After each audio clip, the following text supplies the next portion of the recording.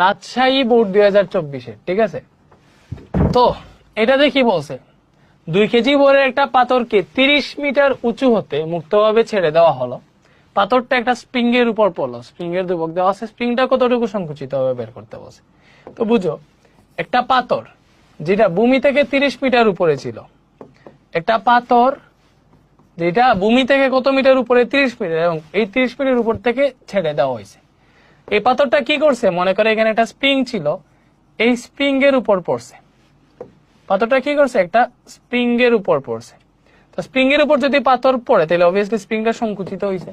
মনে করো পাথর পড়ার পরে স্প্রিং এর অবস্থা এরকম হয়ে গেছে, এখানে পাথরটা পড়ছে, স্প্রিংটা সংকুচিত হয়েছে। কতটুকু সংকুচিত হয়েছে, মনে করলাম যে এই পরিমাণ সংকুচিত হয়েছে আগের অবস্থান থেকে, ঠিক আছে।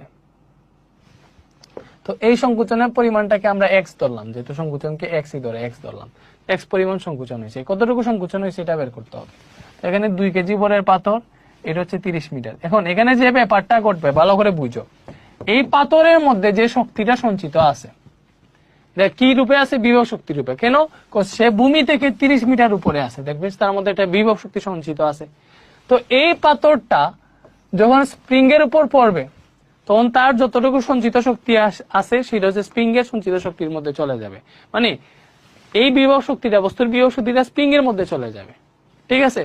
দ্যাট মিনস বস্তুর যে বিভব শক্তি নিয়ে সে স্প্রিং এর উপর পড়বে, ওই শক্তিটা স্প্রিং এর সঞ্চিত শক্তির মধ্যে কনভার্ট হয়ে যাবে। তাইলে বস্তুর বিভব শক্তি, ভালো করে বুঝো, এখানে বস্তুর বিভব শক্তি, বিভব শক্তি হচ্ছে mgh, b is equal to mgh।